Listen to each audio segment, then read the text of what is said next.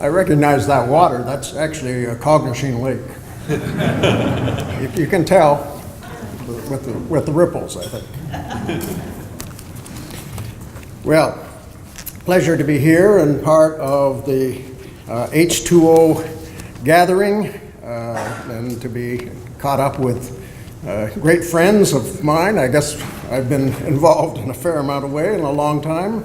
I don't go back to 1916, Rupert, but certainly GBA has been very much a part of our life, and now Georgian Bay Forever, and all of the ramifications of the work that they've done. Suddenly I found it in front of me in the new role, or the not so new role, that I've been involved in. Now, this week is particularly important to tell you that you know, I've been described as a member of the International Joint Commission. Joint has nothing to do with marijuana, so don't even get any of your thoughts on it. But I do know this, that Phragmites is very much of a discussion point, and later we're going to hear from David and from Rupert. They have made discoveries about Phragmites that you can't believe. The flower of Phragmites has actually cannabis seed in it. And they're going to be harvesting this as a new way and solve the problem of the shortfall that some of you here have noticed in this past week. So with any luck at all, we'll have an announcement later on that's official and that will no doubt gather the public's interest. Now, you also know that I have something to do with Georgian Bay, with something to do with, in our case, Cognishing Lake, and there are a few folks around here who have are Cognishing infidels that I can immediately see, but we all have this great interest. Mine goes back over 50 years now. I'm an import, and last year I think I reached the 50-year mark, and that means I'm no longer known as Mr. Harriet Walker from Cognishing Lake, but I have my own name, and I'm pleased. That is an accomplishment. I feel that's quite an important accomplishment and all. What I'm going to talk about today has been written out in some of the advanced information that you have, but I too am looking forward to the more detailed discussions that we will see about cage aquaculture, about Phragmites, about nutrients, many of which will come up. So I'm going to kind of focus my thoughts on a little bit of the bigger picture, if I might. And what I hope to do is to be able to go through and talk a little bit about the Great Lakes generally and an assessment that we can make of it, the Great Lakes Water Quality Agreement, how it fits into all of this discussion, and come back into our triennial assessment of progress reports of the parties of the two governments and the 8 states and the 2 provinces that we generally report to. Talk a little bit about microplastics and Phragmites and water levels, our famous subject that we've had for so long, and something of the approach towards the journey's end. Now, a lot of us have a very direct Georgian Bay connection. And what is Georgian Bay? Well, some people call it the 6th Great Lake.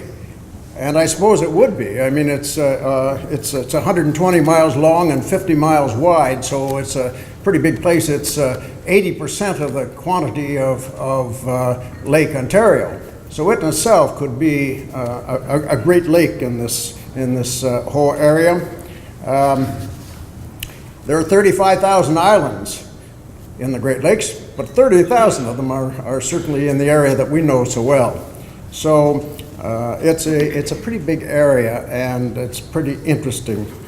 But I thought I might offer some thoughts about our greater lake, Great Lake Huron. Lake Huron, of course, is part of a combination lake, Lake Michigan and Lake Huron, as we all know, one and the same lake. So the lakes are very interesting in that if we look at Lake Superior, it's 1,300 feet deep, 1,330 feet deep according to records. But I suppose most of that water's been there for the last 10,000 years, so it was part of the melt, because there's only a 33-foot deep channel that leads away from it. So it's just the top of it that's going to end up being emptied, certainly not parts of it that are really down below. And of course, there are a series of steps that work their way down from Lake Superior. It's a 33-foot drop from Lake Superior to Huron, Michigan. And then it's only 6 feet drop from Lake Huron down to Lake Erie. And when it gets to Niagara, it's a 300-foot drop. So a series of steps. The water cascades down as what generally flows through the connecting channel of Lake St. Clair, or River St. Clair, is about 200,000 cubic feet per second, and that's about the same going over Niagara Falls. 200, think of every second 200,000 pails of water going over. That's an awful lot of water. Then, of course, there's only half the water going over. The other half is diverted underneath to give the power companies something to have during the day to run their turbines. So it's the lakes are very, very interesting lakes, as we all know, and they have some very interesting sides to them. We all know about the fact that it's 21% of the Earth's surface fresh water located in the Great Lakes. Half of it, of course, is located in Lake Superior. It has a coastline that's 10,000 miles, indeed 10,500 miles long, more or less half and half between Canada and the United States. So people have often referred to it as the third coast. The amount of water, just in case you're wondering, is 6 quadrillion gallons of water, or 23 million quadrillion liters. So it's pretty huge. If they emptied the Great Lakes, it would cover the North American continent to the extent of 5 feet. So an awful lot of water is located right at our doorstep, and that we're directly involved in. 44 million people or so drink the waters of the Great Lakes. Here we are, 20-minute walk away from Lake Ontario. Most of us probably live in this area and have been drinking the water for all of our life. If we're not doing it in the wintertime or here in Toronto, we're often doing it in Georgian Bay. So water is very, very important to us. What is it? 85% of the human body is water. So I suppose an awful lot of that is this Great Lake, these Great Lakes, and they're very, very important to us. Georgian Bay, of course, is that part of Lake Huron. I thought I would try and offer some observations on how good it is and how it compares.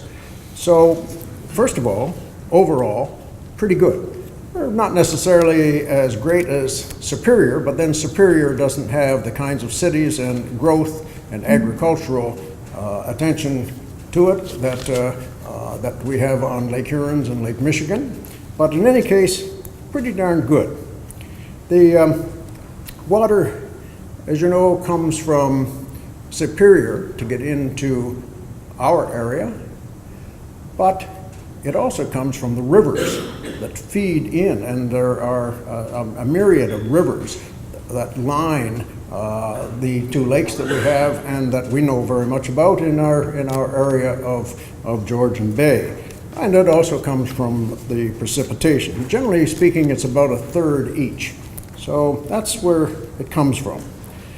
In terms of the overall quality of Lake Huron, I'll quote there's a report on Lake Huron that's about to becoming public, but basically the general conclusion is rather good. There are currently no areas within the waters of Lake Huron that have significant drinking water impact. Now that's very important because this is required by the Great Lakes Water Quality Agreement. there were 500,000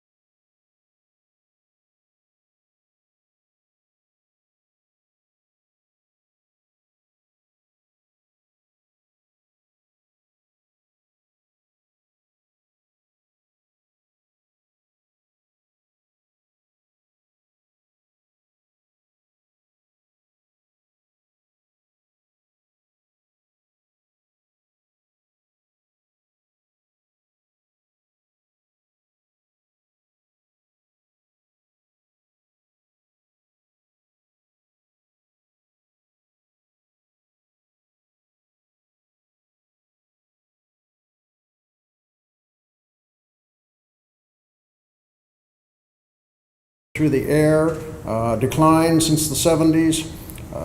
We looked at not just chemical integrity, we looked at the physical integrity and the biological integrity. Well, so what's the physical? Well, the physical is surface water temperature. Well, that's not quite so good. That has warmed up a bit since the mid-80s, gone up about 0.05 to 0.6 degrees in each year between 85 and 2009. Ice cover, that's another measure of physical integrity. We all know about the ice cover. It seems, although the last couple of years there have been some pretty impressive ice covers, we know that there's been a substantial decline, 88% decline of ice cover days on Lake Ontario, for instance, a 37% decline on St. Clair and Superior. And Michigan and Lake Huron are about half of what they had in the 70s in terms of days of ice. So those are the measures looked at, but generally speaking, getting much better. Now, in this period of time, the Great Lakes Water Quality Agreement came into force.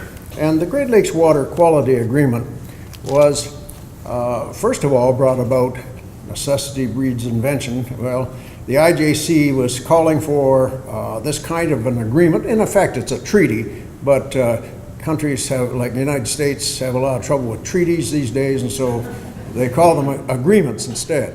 And so such wonderful partners as former Prime Minister Trudeau and former President Richard Nixon finally had to come together and shake hands in 1972 with the Great Lakes Water Quality Agreement. Why? Because rivers like the Cuyahoga River, the Buffalo River were on fire. How can you have rivers on fire? But they were. And many of us remember those days. Well, fortunately, the Great Lakes Water Quality Agreement in its first version came out then and has been revised a number of times. In essence, it's a permanent reference to the IJC to be paying attention to and reporting on that. The IJC was established in 1909 under the Boundary Waters Treaty. And there was a word in the Boundary Waters Treaty which is just meant really for water quantity, but it also had the word pollution. First time probably that word's ever turned up in the 20th century in anything. And so that was good, and with that in mind, the IJC started to get directly involved with the Great Lakes themselves. Now we cover all across the border. The border's what, 3,000 miles. It's got. I know that we cover something like 330 lakes, rivers, and streams, including the Great Lakes. So.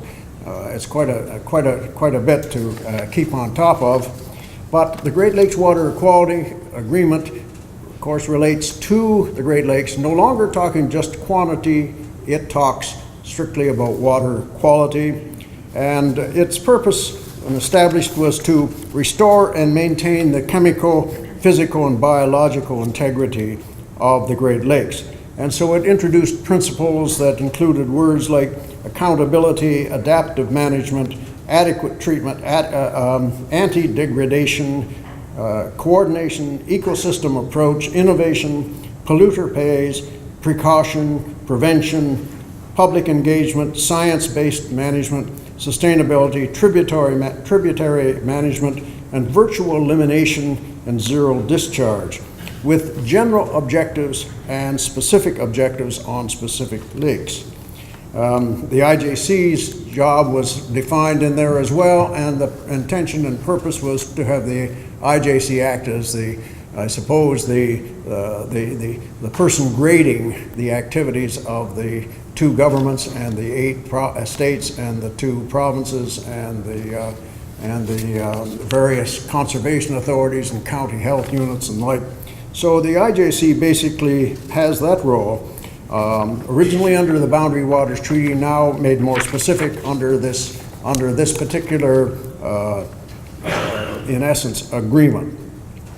There are a variety of annexes under the agreement, and so we look at areas of concern at lake-wide management, chemicals of mutual concern, nutrients, discharges from vessels, aquatic invasive species, and groundwater, and climate change impacts. So all of those things are part of it.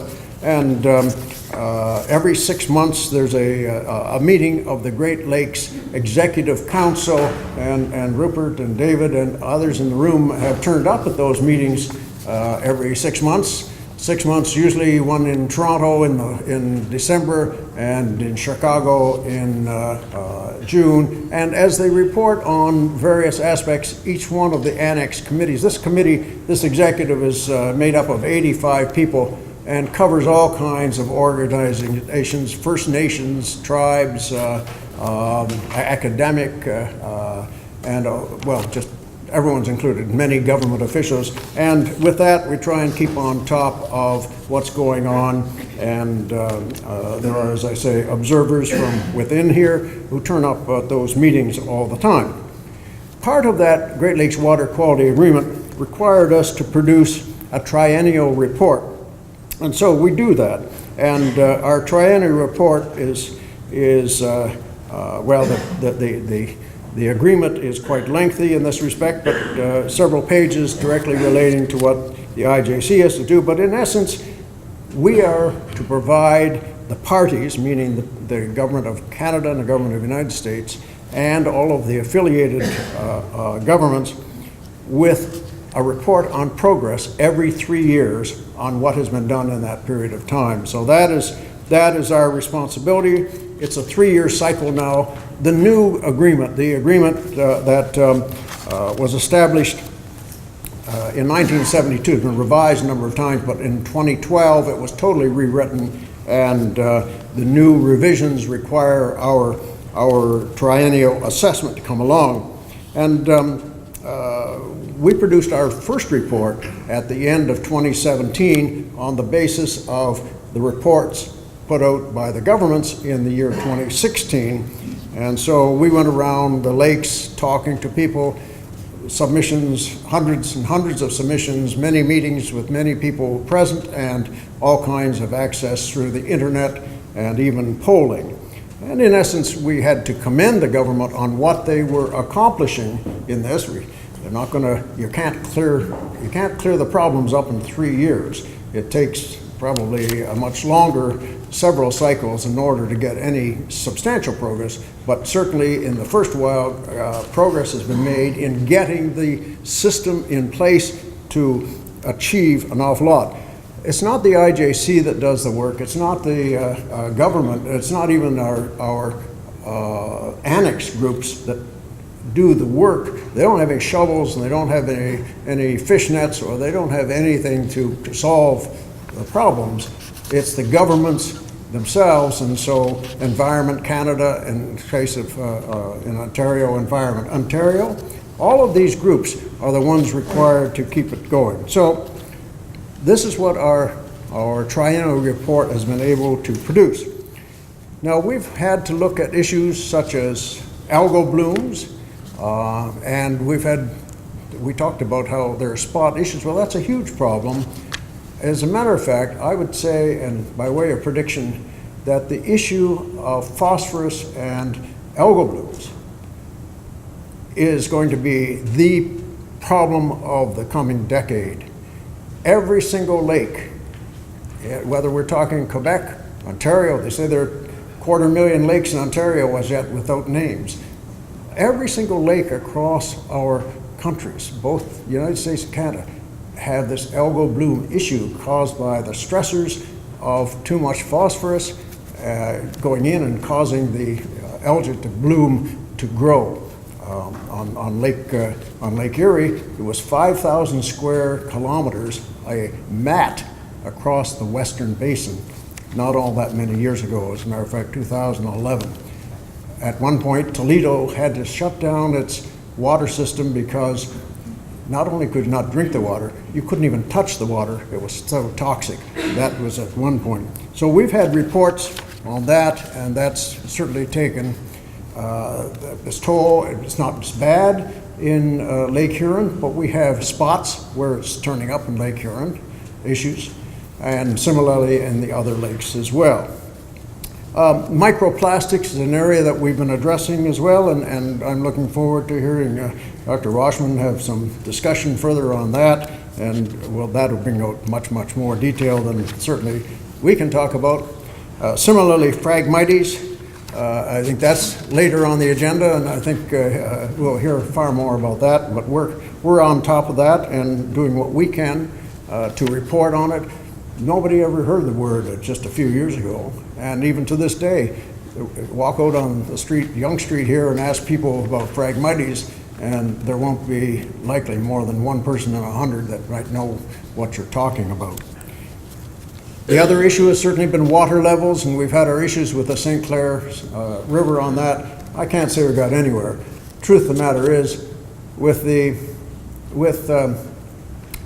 water rising, as it did, of course, in 2013. It went up about 1.5 feet in a very short order, the fastest rise that's happened in the 20th century.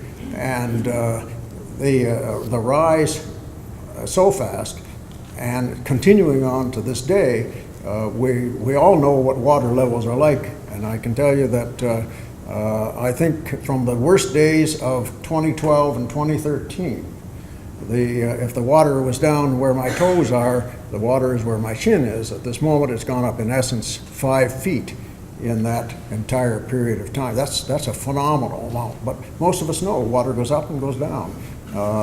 Right now, with water being up, you can't get anybody interested in talking about doing something on the St. Clair River, which Neely has to have something done. I certainly can't get the American people to be interested in it. They're basically, whenever I'm raising it now, I think I finally got a letter from the Department of State and the External Affairs, not to me personally, but written to us and say, don't raise this again. So we're having our trouble getting any trackage on that one, not getting anywhere at all. So big issues. I'm reaching the end of my journey. In another month and a half, my term is expired. I'm a realist. I'm not going to be reappointed. But I've had 6 years as a chairman of it, and I had 3 years back in the 90s. What I can tell you is that I don't think Georgian Bay has been represented on the International Joint Commission in the past, and it's been a privilege to be on it, and I think Georgian Bay Association and Forever, and indeed all of the organizations have taught me a great deal. What I've taken has come often from our own bit. I mean, who heard anything about Phragmites until David was conducting his seminars all up and down the lake, and anyway, we've now brought it to a head, and it's now very much a part of the lexicon of the International Joint Commission, to the point where a bunch of us were riding in a car, and commissioners, and they got to be a joke and saying, there are Phragmites in the center of the road. So we had lots of those things. Lots of things that I learned from Cognachine Lake, where we are, and it's really not a lake, it's a bay, but where we are, we learned those things, and they applied to the reports of the IJC relating to Toledo and its issues at the Western Basin. Similarly with water levels, and all I can say is that at this moment we've argued these issues at the highest levels of government, with governors, with premiers, with ministers, with the Department of State, with the Department of External Affairs in Canada. At least these issues have been brought to their attention, and so in that respect, it's been quite a ride, and I'm getting to the end of it, but it was quite some time, and at least I can say that your issues, our issues, have had a voice at the highest levels of government. So with that, let me terminate and let somebody else get up here.